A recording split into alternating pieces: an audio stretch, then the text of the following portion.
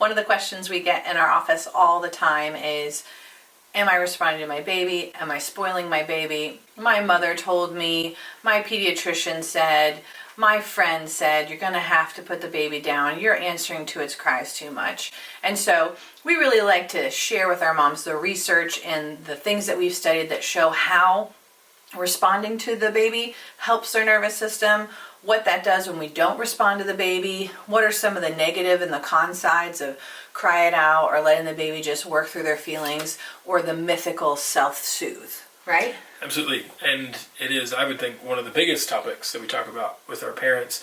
And I think the conversation should start with, well, why is your baby crying in the first place? Mm-hmm. Because the only way your baby has to communicate with you is through crying. And so there's so many different things we could talk about. One of them is different cries and different sounds have different meanings. And so your baby can be crying because they're hungry. Your baby can be crying because they're dirty. Your baby might just be crying. And the biggest thing that your baby is trying to do while they're crying is to communicate with you.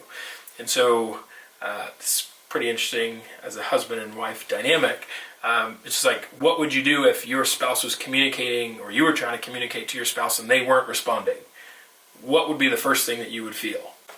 Ignored, isolated, frustrated, sad, angry. If I was trying to talk to you and I was like, obviously I'm really sad or I'm really upset, and you don't respond to me, I would get even more upset. Yeah, you'd get more angry. And so that's where usually cries go higher, because the baby's like, you're not hearing me. Like, I'm calling out for you, you're not hearing me. And eventually, what would you just start doing?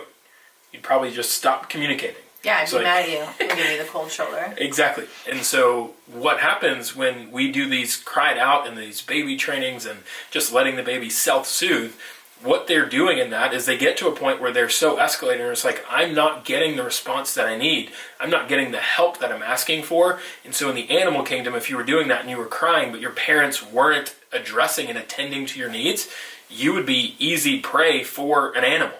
And so what in the animal kingdom, what they would do is just like, well, if you're not going to attend to my needs, I just have to be quiet, because if I'm too loud, it's going to attract predators. And so those instincts are still inside of us. And a lot of this comes from this polyvagal theory from Stephen Porges, where it talks about 3 different levels of the nervous system. The baseline lowest level functioning is where your body's in like survival mode, straight up, like when an animal's like, I can't defend myself, so I'm going to play dead.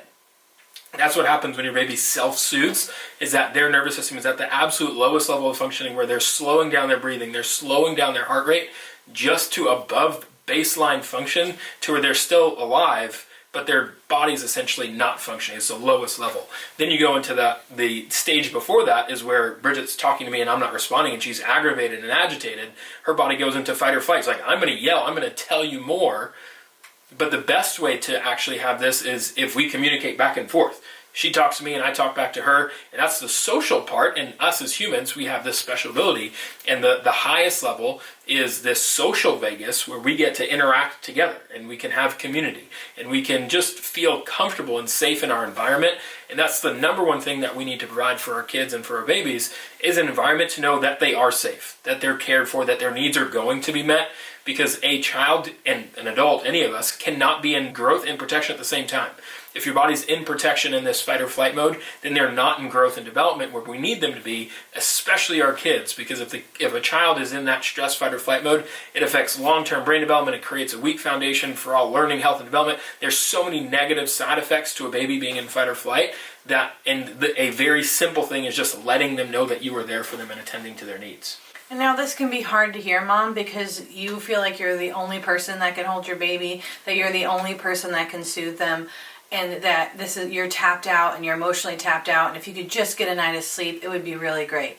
Well, we're here to tell you that you're not going to sleep for a while, and if you can comfort your child in this time, what the child you're going to get on the other side of that is going to be worth 1,000,000 times those moments that you are feeling tapped out. Absolutely. Now, incorporating your partner, like when we have a baby, Dr. Vin is very hands-on with wearing our kid, doing skin to skin, and creating himself as the partner that's a part of helping them soothe.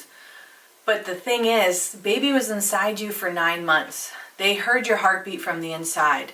They were in this dark, warm environment where they were never cold, they were never hungry, they never had a dirty butt, and they were definitely never alone. And so that transition to go from I have you all the time to I'm alone is a really hard thing, and it takes time.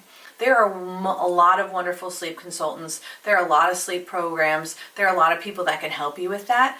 And you want to find the one that fits what you want. We really like to refer with a biologically honoring sleep consultant when we need to get to a different kind of sleep. But we also know we only have our kids for 18 summers. And if part of that they spend in our bed or we end up sleeping in their room, we're not going to get that time back. We're going to have plenty of time, just me and him, in our house that will be perfectly clean and not have toys and garbage everywhere because we have kids. And so trying to tell yourself that and asking for help and having grandma come over and having friends come over to help relieve that burden. And instead of them asking to hold the baby, ask them to do something for you that will help you so you're not walking around your house getting more and more overstimulated. And so respond to the cries. Don't sit outside of the room weeping because your baby is weeping. Listen to what your heart is telling you. For the first 6 months of life, babies don't know that they're not the part of you anymore until they can physically crawl out of your lap. There's this, a word for it is called mama toto, and that baby literally thinks that you and it are the same for 6 months. And that's why you get through the 4-month sleep regression, which is really a neurological leap forward, and why it's right before the 8-month sleep change as well. But that baby is starting to learn that they're their own entity. But until 6 months, mama, it's you. You were their heartbeat. You literally gave them life, and they don't want or need anything but that. So when you feel the draw to pick up your baby or spoil your baby, you're following the instincts that God put inside of you. Don't ignore that. And do what you need to do for your mental health and ask for help, but also understand it's not forever. And get people around you, providers around you, support people around you to help make what you need possible. So I hope this helps, goes a little bit more into the science of it. Please comment below if you want to ask us any more questions, and we look forward to educating you further. Thanks.